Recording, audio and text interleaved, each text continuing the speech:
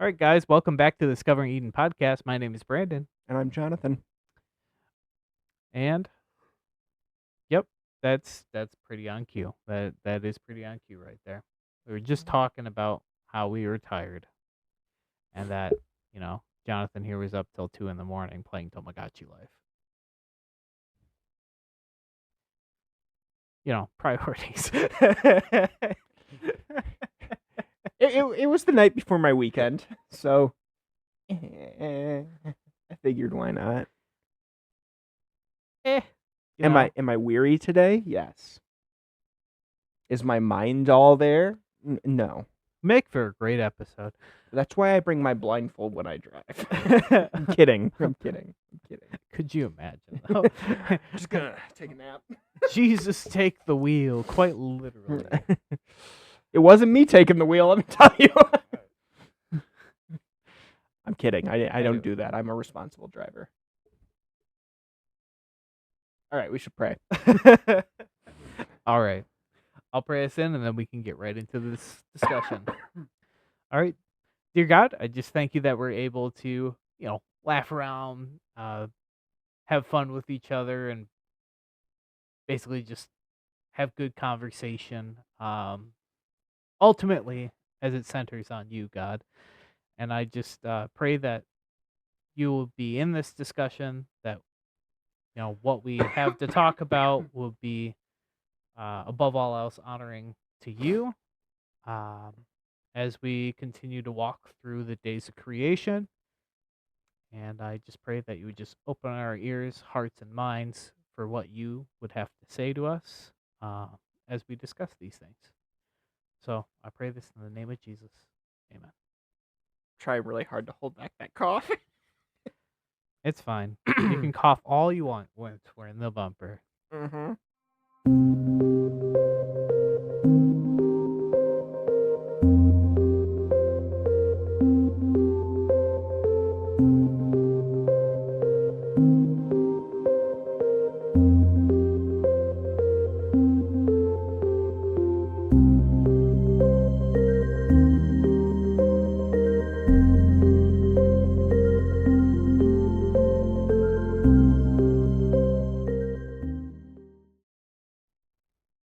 All right. So, kind of to give a brief recap of kind of where we've been and where we're going. Mm-hmm. So, last week, sun, moon, stars, greater and lesser light. Yeah.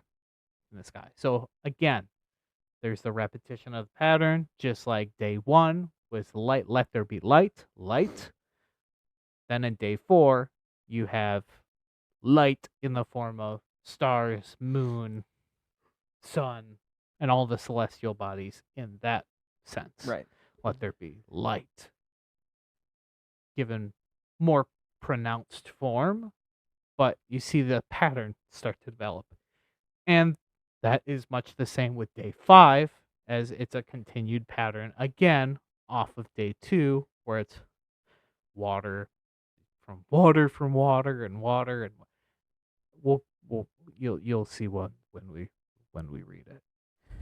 Anyway, Jonathan, would you like to read? Yes. This starts in Genesis 1 verse 20 for those who want to follow along. The yawn is claimed a victim. Don't worry. I bet several of you who are watching are now yawning. And I will probably follow in like maybe 10 minutes. A delayed reaction if I've ever seen one. Okay. And God said, "Let the water teem with living creatures, and let birds fly above the earth across the vault of the sky." So God created the great creatures of the sea and every living thing with which the water teems, and that moves about in it, according to their kinds, and every winged bird according to its kind. And God saw that it was good. God blessed them and said, "Be fruitful and increase in number, and fill the water in the seas, and let the birds increase on the earth." And there was evening, and there was morning, the 5th day.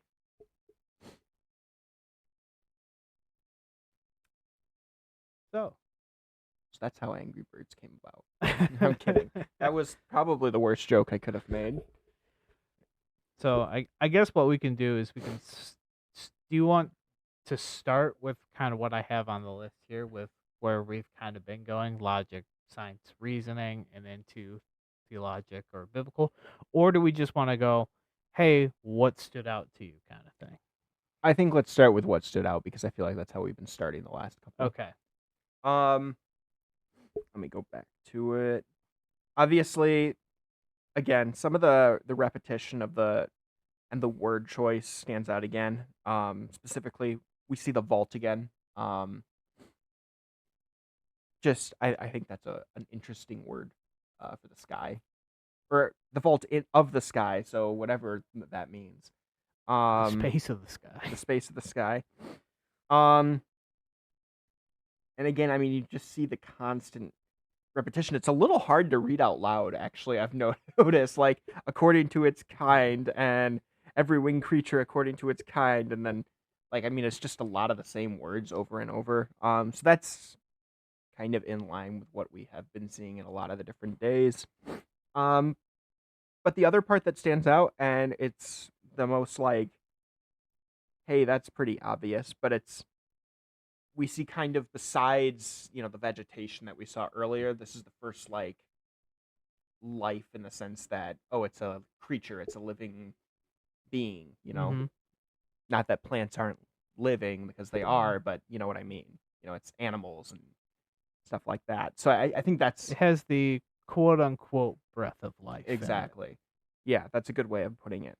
even though you see that later. But Yes, Yeah. but it's the first time in so far that we've seen something like that. And then also just the command be fruitful and increase in numbers. which Yeah. you'll see that later in Yes. Genesis. But yeah, I mean, to me this seems like a pretty Again, pretty cut and dry. Like this is what it is. I feel like the previous day there was a little bit deeper meaning that you could draw from it. This one's like birds and fishes. They cool. And we'll get into some of my thoughts The on nuts and bolts. Yeah, some of the possible deeper things behind the scenes, so to Mhm. speak, on it.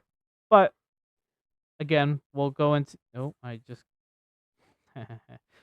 Was it the yawn? No, what I did is I had it pulled up on my phone, accidentally just swiped it away. I'm like, oh, okay. Well, I'll just have to get back to it. It's fine.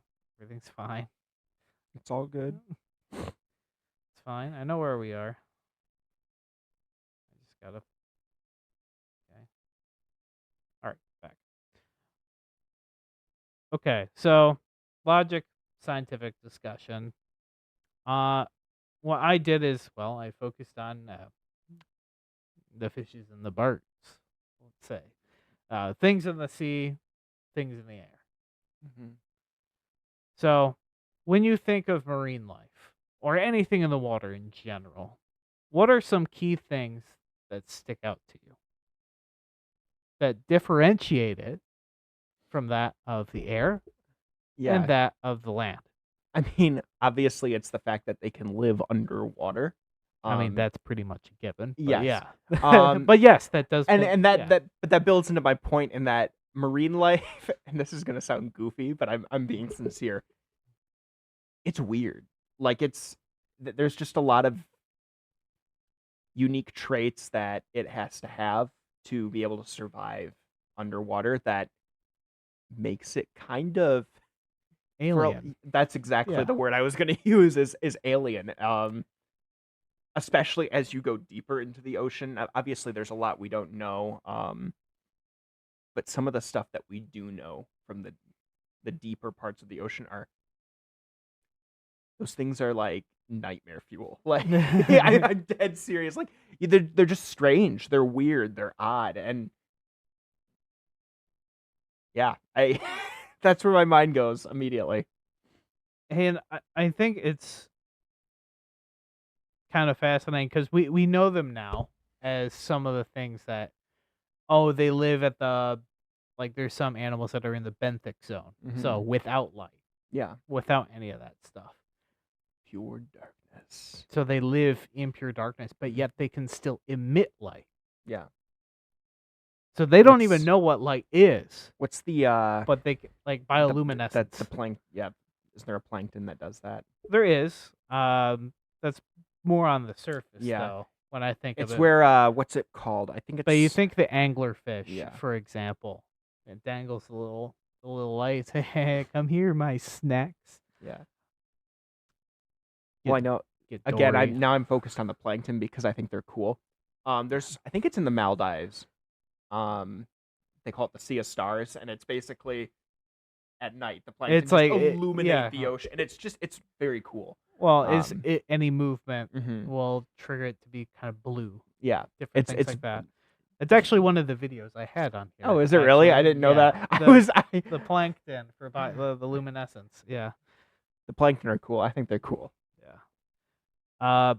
But yeah, kind of going with what you said for the benthic, like in the deep benthic zone, different things like that. So I think of giant squid, colossal squid, anglerfish. There's little to very little like little oxygen, zero sunlight. They all look really freaky. I mean, you have things that are going based on chemical reactions, Mhm. like for the plants and everything down there.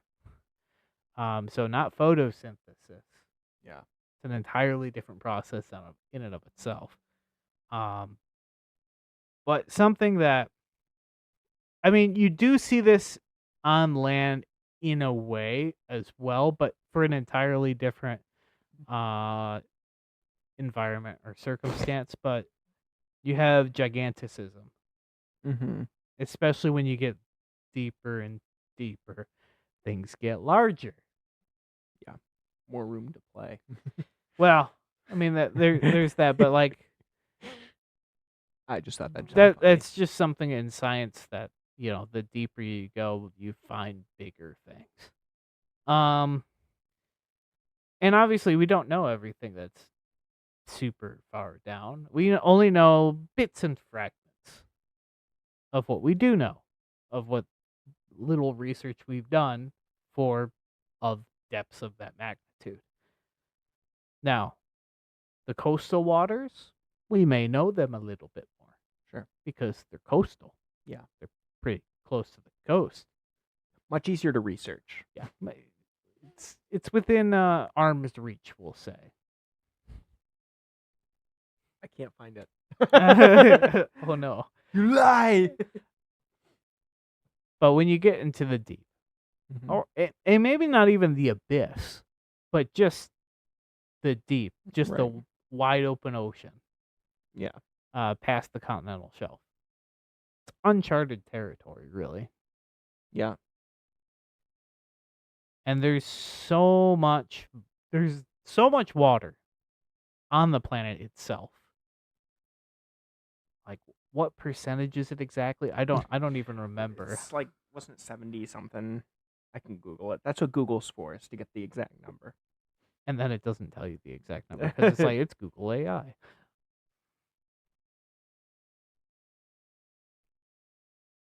But if you think about it, there's more water than there is land. 71%.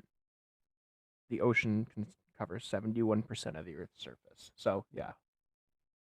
Which is crazy to think about. Like, that's a lot. So yeah, it makes sense that creatures of the water would come before creatures of the land. Simply because, well, there's more water than land. Yeah. And then air is an entirely different thing.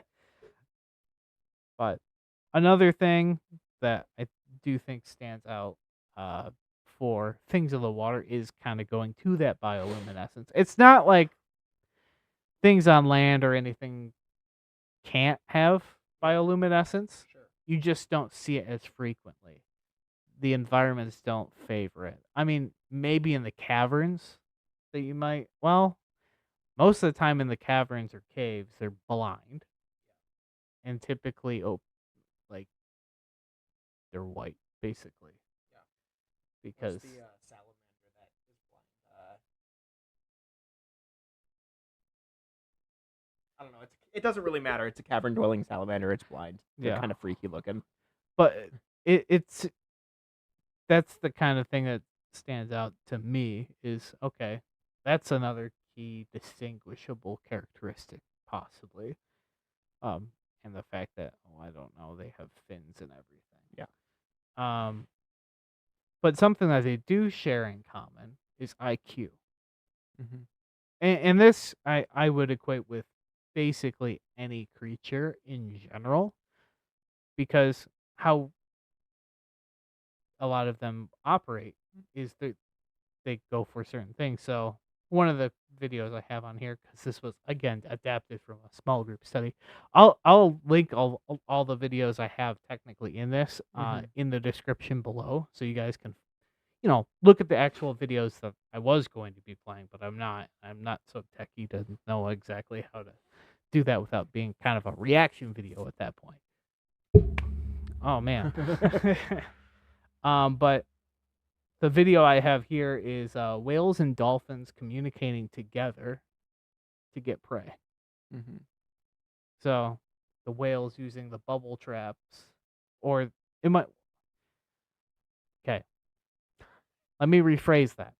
It's the dolphins making the bubble trap so the whales can eat the krill or whatever, and different things like that. But there's communication between the two to kind of work together to I guess accomplish a goal. Sure.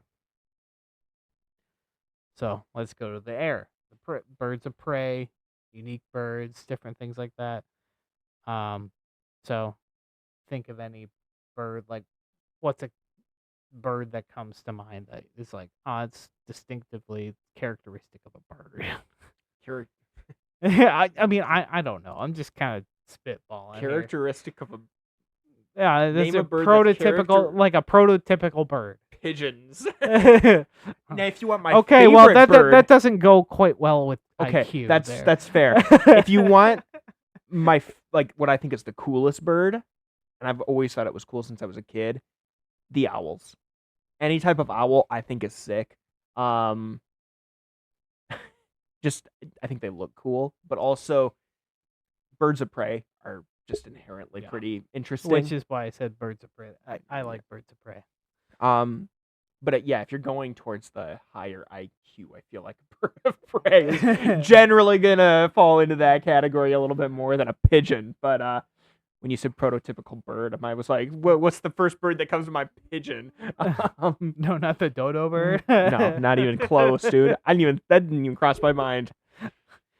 But yeah, like I definitely have birds of prey that come to mind. Bald eagle, different things like that. I mean, we see bald eagles here quite frequently, actually, even in this location. Yeah, pretty cool. There's actually 2 nests just out that way. Yeah. Which you guys don't know what direction that is, but we do. It's funny, every time somebody sees them, they're like, "Oh my goodness!" They just stop and stare. Like, I mean, I do too, so it's like no judgment, but like it is funny. And then I also, since this is scientific and logic, reasoning kind of discussion, think of Darwin's finches. I was gonna say I'd be surprised if you didn't mention Darwin's finches. With island adaptations, in my opinion. I'm not saying evolution because I don't think evolution is a proper term for it. I think adaptation fits it more because it's, again, not going from a finch to something else. Right. It's a finch to another finch. It's just more specialized. Yeah. Depending on its environment and what it needs. And, Darwin's finches. So it shows you the ability to adapt and survive. I mean, you see that too with the ocean as well. Mm-hmm. But I think Darwin's finches are just a good example of that, but on a scale that we can actually measure and make it a lot easier to understand. Or at least it's a lot easier for me to understand. I mean, it just makes sense, though. I mean, when you think about it, like, oh, well, how does a creature react to a different environment? Well, they have to adapt to survive in that environment. So there's going to be different traits and, that they have that over time will develop to survive. I don't know. I mean, just like the culture in terms of humanity. And I Yeah. know this is going a little bit outside of the days of creation that we're going with, well, the water in the air. But even like over time, you can see throughout history the adaptations that humans have had that have, I mean, look what we're doing now. Could you imagine, Neanderthals or something like that Yes. making a YouTube video? They just cut out a rock, into a square. They're gonna break the fourth wall. No, they quite literally broke it. We didn't say it was good. Another interesting bird that I like is the lyrebird. Lyre as in Lyre, as in the instrument. Yeah. The video I'm gonna post down in the description below again shows this adaptation where, they can replicate basically a lot of different sounds, but they replicate the sound of like camera shutters and different things like that to chainsaws. Yeah. When they're going through, and it's like, that's kind of mildly disturbing. Yeah. Well, I think even beyond just the lyrebird, the vocalization of birds is in of itself is such a unique and very interesting trait that they have. Especially as you get into some of the birds of paradise, like parrots and stuff, where they can mimic speech to an extent, which I think is hilarious and fascinating and beautiful, and all at the same time. Yeah, and some of those and that, I guess maybe that's distinctive again of birds a little bit. Well, and that's why I said it's almost a unique trait. I mean, there's other creatures that obviously they vocalize. I mean, almost you see vocalization everywhere. Almost every creature, But the way that birds do it is very particular. It's very different, I guess. And I think another kind of obvious one, although there is an exception to the rule, but birds fly in the air. Yeah. Not all of them. Well, unfortunately, not all birds, but a vast majority do. Yes, you have your bats that are mammals that fly. And yes, you have things that you could consider possibly flying, but they glide, like sugar gliders, flying squirrels, that kind of stuff. But again, those are something that's unique. Insects are a whole different thing entirely. I don't really know where to place them specifically, which is why it's like I kind of go according to land, but they're kind of their own thing. So you kind of just gotta make your assumption. Whether you want to call it a bird or I wouldn't call insects. I wouldn't call it that. No, I would lump it in with the rest of the land creatures, because you read on it, never necessarily says and insects were created and it was good. Yeah, because I don't think people were, it wouldn't make it memorable. It would make it memorable in a bad way, because then they're like, mosquitoes? Nah, they're not good though. But anyway. The humble bumblebee. The good old bumble buddy. Anyway, so let's go into the theological biblical discussion, at least. So here's a question I'll pose to you. And I have my own answer, but I'm curious to see where my mind goes. Where your mind first goes. So why do you think the first animals that were created were fish and birds? Good question. And you guys can think of this as well. Whoever's watching. I have mine. I've dropped a couple hints throughout. Yeah. But I mean, my initial gut reaction is, again, it's something we talked a little bit about last week with the foresight of the creator. Food, sustenance. I mean, that's kind of, where my mind initially goes. Initially. Where it initially goes is kind of going back to that foresight conversation we had last week, is that, and of course, that's not all they're good for, but And obviously, this is more speculative at this point. Like, sure. But I think there's also it sparks conversation. yeah, yeah. That'd be my answer. We'll go with that. Yeah. And I do agree in that aspect as well with the foresight, Mhm. because, well, for the land animals, to be able to eat food, well, it has to come from either Something. the land or Yeah. the water, and you need kind of both to survive. And obviously there can be herbivores as well, Sure. and different things like that. But again, foresight playing into it. But to me, that's not the key point. For me, again, goes back into the patterns. So Mhm. patterns are a really big thing. So if we go into the specifics of the days of creation, day one, let there be light. So light and dark. Mhm. But the key distinguishing characteristics there, it doesn't have any body to it. Mhm. Then you come to water in the air, the separation of water and air, Mhm. to be exact. But it's still voidless and formless. But there's a separation there, setting the stage. Baseline, baseline. Mhm. Then you get to the land. Well, now the land's forming. Again, kind of devoid of life for the most part. Mhm.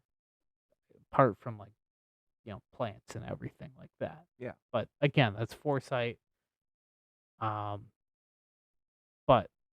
for the sake of this discussion point here, largely without life, a baseline, base form. Then you get into day 4. Okay, so you get the light that you had from day 1, so Mhm. light and darkness, and let's expound upon it on day 4 and give it more oomph, let's say. Sure. Let's give it more volume, more weight, more, so to speak, life. Like, there's forces actually happening now. So these weather processes are getting kickstarted because the sun is heating up the water and the wind and everything like that. And everything's starting to move. Everything's starting to come together. Then you get to this day here. Again, goes to the water and the air. But now let's breathe life into them. Mhm. So now you have your fishes in the water and multiply, and you have your birds of the air and that multiply. Mhm. And then you'll see the following day where, okay, here's the land. And then we breathe life into the creatures of the land. And then we'll get into that later. But again, here's exactly what we did on days 1, 2, and 3, but let's expound upon it. Let's expound upon it. Let's expound upon it. Sure. Going deeper, deeper, deeper. And this, again, follows a lot of the same poetic tendencies that, the Hebrew literature tends to go through Yeah. when we walk through some of these things. So it's an expounded reality. So why do I, like, to go back to the question of why do you think the first animals that were created were fish and birds? Because it fits the narrative. Mm. It fits the model in which they're telling the story. Sure. Again, it's an oral tradition. It follows the narrative, follows these things, but it has to be what they can comprehend and understand. So yes, they can understand fish and birds to be living things. I mean, you could assume that yes, trees are living things as well, but Yeah. they're not living in the same way that a bird lives or a fish lives. So it's a little bit different that way. So scientifically, yes, plants and everything are alive, but for the most part, they're kind of static. Mhm. Not that they can't move and do things, but yeah, for the most part, static. Yeah. So this is in basically days 4, 5, and 6. Things are given a lot more volume, more weight, more maneuverability, more movement. They seem more alive. Yeah. So that is, to me, why you see them first. Now, am I correct necessarily? No. Again, this is speculative. And again, we're doing this before going into deeper research, which I mean, I technically have, because that's just what I do normally, because I made this series and everything like that. But it's good to have a baseline Mm-hmm. to know where you're starting from. Like, what do you know first off? What do you know initially? So you know what can come ahead and what could possibly, give you a different idea, a different perspective, a different look on, what we're talking about. So, obviously, we're looking at the days of creation as it's told in the Bible. Mm-hmm. Later on, we'll take a look at it in terms of what other cultures also were thinking of when in terms of like creation stories, and how do they stack up, how do they compare, and what are the similarities, differences, yada yada yada. We'll get to that, but again, kind of going back to what this is initially, first, I'll say the first half of what this creation series is going to be is we're just walking through, you know, Genesis, like from Genesis 1 to Genesis 11, just walking through it from the perspective that we knew growing up. Because, again, to kind of tie it back into the perspective of, hey, we can understand what we know and understand. Mhm. Like, that's how we see God move. Yeah. So, first, we'll take a look on, this is what we see, this is what we know, because this is what we have known. And then we can move a little deeper. That's the idea. Anyway, I went on a big tangent. A soapbox, as they say. So, let me ask you another question. Uh-oh. So, what are, let's say, some significance of birds that you can remember or think of off the top of your head in the Bible? Significance of birds. Maybe I should have flipped it around with fish. Well, the fish is easy. Okay. We'll go to fish first. Well, what's the significance of fish in the Bible? And I think there's there's several options. Yeah, so my mind jumps to two. Obviously, you've got Jonah and the big fish. We've talked about it before. Obviously, fish is a big part of that story. The other one where fish are a big part is Jesus, feeding all the people. Using obviously a fish and multiplying it, and that was a big one. Again, kind of going back into their sustenance. Trying to think if there's another one off the top of my. There's not another one off the top of my head. Let me think. And I will make you fishers of men. Fishers of men. Yeah. That's one that comes to mind for me. Yeah. I was thinking fish. Cast your literally. nets on the other side. Well, they're fishermen. They were trying to look for fish. They couldn't find any. Mm-hmm. Jesus like, hey, throw your nets on the other side. And then the ship almost sank, and they're like, oh, well, there's so many. And then come and follow me. I will make you fishers of men. That's Jesus. Well, and not even. saying that. This isn't necessarily fish, but it's something that's kind of associated with water and the depths, and you kind of go back to that conversation we had in the creature series about Leviathan, obviously a sea creature. In terms of birds, again, my mind jumps again towards the creature series, where you see things like great owl, and it mentions a couple different birds. I also think of, was it doves? Was it a dove in the olive branch with Noah? Yeah. Yep. I feel like that's the obvious Which one. we'll get to that, obviously. Let's see if there's anything else.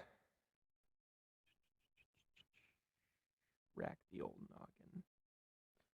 Well, for me, when it and yes, the dove and the olive branch is definitely one that stands out. But for me, another one that stands out is often the most affordable, let's say, sacrifice. More birds. Were like pigeons. Good old pigeon. He's back. Sorry, pigeons. But Prototypical bird.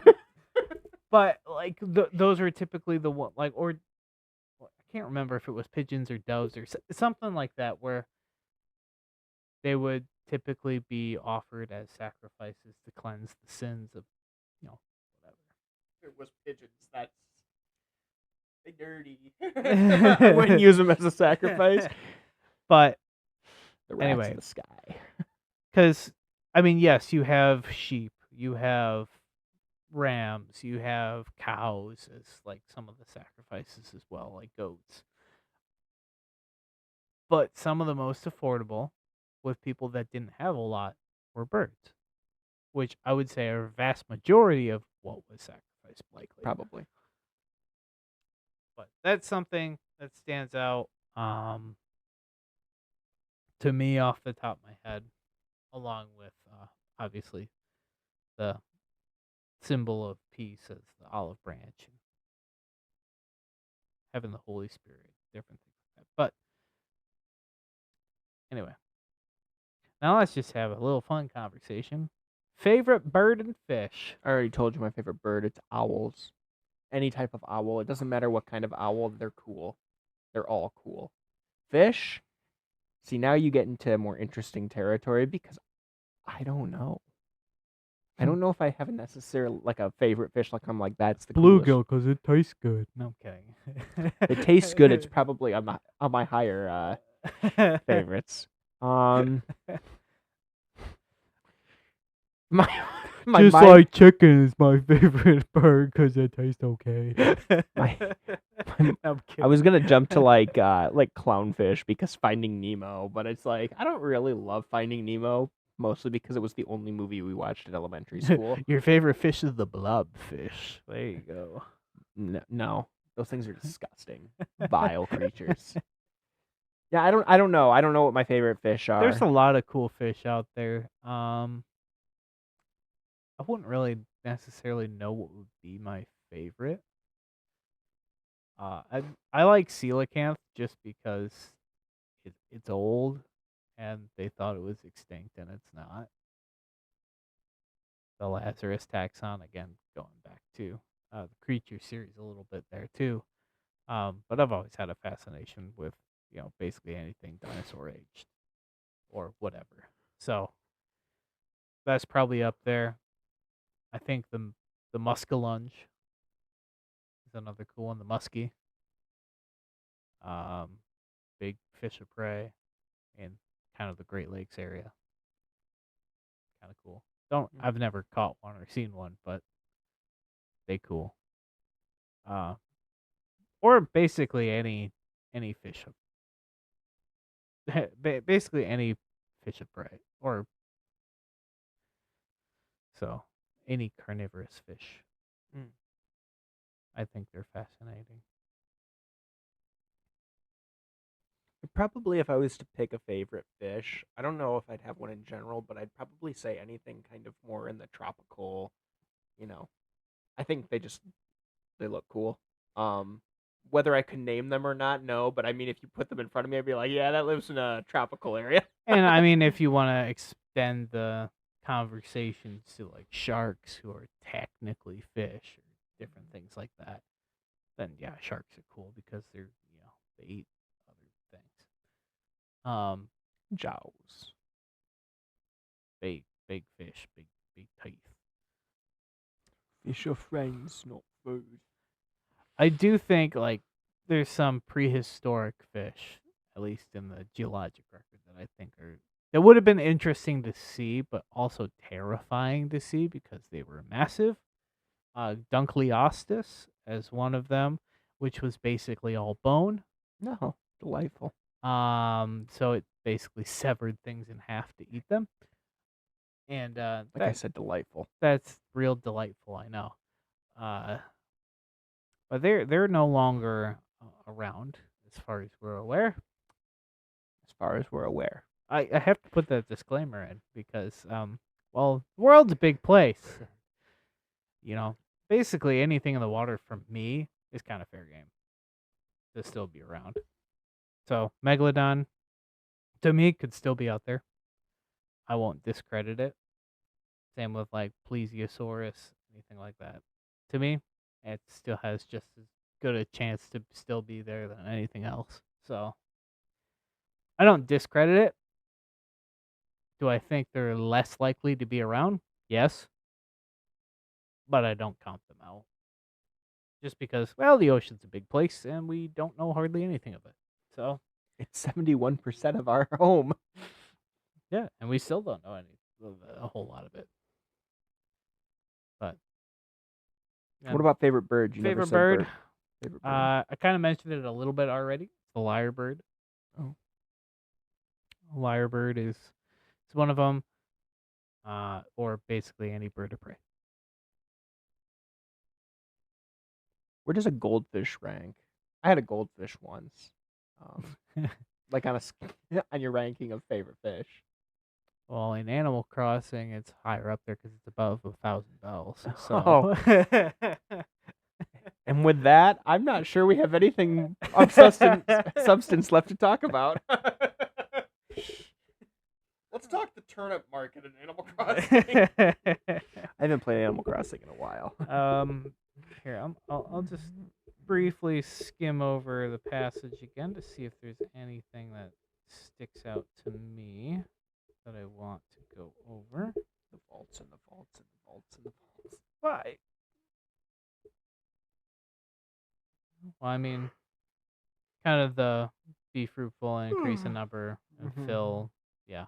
But you'll see the repetition of that even in the next day, with the creatures on the land. And I guess a side note, and now I'm not 100% confident. But when I was doing research for the Creatures series, you see that it says created the great creatures of the sea. The great creatures there is like for what I've kind of read, and again, this isn't, and this is why I didn't really mention it all that much in the Creature series, is because they equated, that could be like dragons and different things like that, sea serpents, the great creatures of the sea, kind of like any of the great things that you see in like the book of Leviticus and different things, where it runs down the list kind of as I walk through on the Creature series, where it's like, well, any great lizard or different things. Well, this is a great creature of the sea. Yeah, so it's the same title of great, and associated with like any generic creature at that point. Yeah. So what is? So what is it? It's something that's denoted differently from fish. So it's not a fish. It's something different than a fish. Yeah. So, I guess I'll mention that. Well, we'll get there. We'll get there. We already got there. we did already get there, and we'll get to it again. But anyway, that's only other thing that sticks out for me for that. Anyway, I think that'll be it for this video. So, thank you again for watching, and we will catch you next time on the flippity flop. Catch you guys later. And my awkward end.